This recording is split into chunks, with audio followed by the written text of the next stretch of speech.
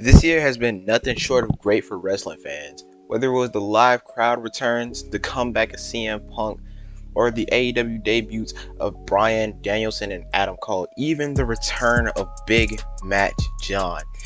I can proudly say that this year holds some of the most important memories in wrestling history, and both AEW and WWE helped contribute to that accolade.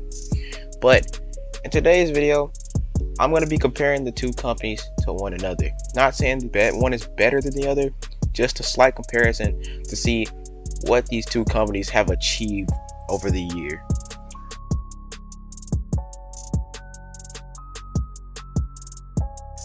The first thing I want to talk about is the two rosters. This year, AEW's picked up some of the top talents in the wrestling industry, such as Bryan Danielson, CM Punk, Malachi Black, and more. Meanwhile, in WWE, they focus on establishing more stars such as Roman Reigns, Big E, Bianca Belair, plus other legends making their WWE comebacks. But I think I'm going to have to give this point to AEW. My reasoning behind this is AEW has so much more depth to their roster now that WWE has done these recent releases. And plus, in AEW, there's still more money matches to be held, such as CM Punk versus Kenny Omega and many more matches. And in WWE, the only really big match that we have left still is Roman Reigns versus The Rock. So yeah, I'm going to give this point to AEW.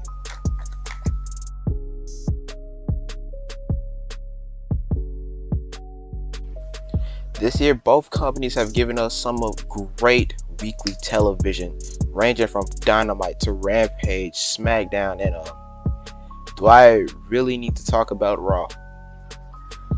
But I'm gonna give this one to WWE because for months, SmackDown was the best wrestling show in the world. Plus, Rampage only aired a couple months ago, so I feel like it's not really fair to give AEW a point for that one. So Dynamite and Rampage are great, don't get me wrong, but SmackDown is going to take this point, which means WWE is taking this point.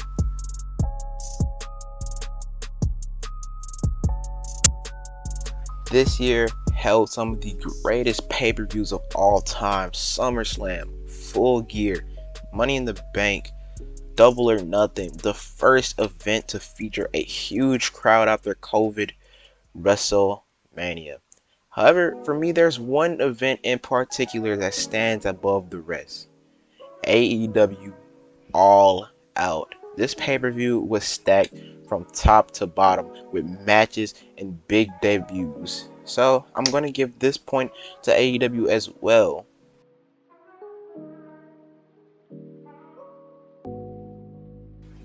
One of the most important aspects of any wrestling company is the storytelling. And I'm going to give this one to WWE simply because it's not really comparable. WWE has had so many more big storylines this year, such as Edge versus Seth Rollins, Roman Reigns versus Cena, the whole RK Bro story, Edge versus Roman versus Bryan for the WrestleMania feud. Everything from top to bottom this year that WWE has done is, well, I wouldn't say top to bottom, but everything WWE's tried on this year has been great. Don't get me wrong, AEW has a couple hit stories run under their belt, such as the rise of Hangman Page, the CM Punk comeback story. Everything in AEW is great and all, but WWE just has superior storytelling.